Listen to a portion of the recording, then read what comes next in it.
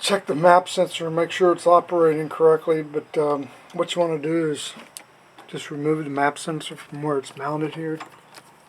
A couple of mounting screws, no big deal.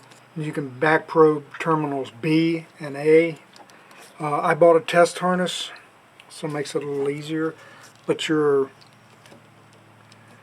connector should be marked. If it isn't, you'll just have to. It's the purple and the green wire.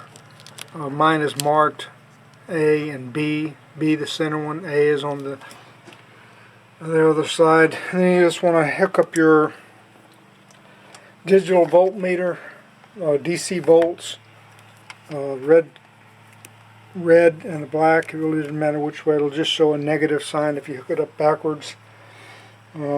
Battery connected. This is a key on, engine off test, and you should see if you're below 1,000 foot elevation, you should see somewhere between 3.8 and 5 volts. I've got 4.91, so I'm in really good shape here.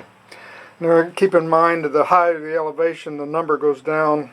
Instead of 3.8, I think it goes down to 3.6, and so on and so forth, depending on how high you are. But then you just want to hook up a vacuum gauge. And I got this vacuum gauge at Harbor Freight for probably about $10. And then you want to run it up to 10 pounds. Don't go hog crazy. You could blow out your map sensor, but you just want to gently run it up to 10, and you should see a drop. About half would be about right. 1 volt to 2.5 volts.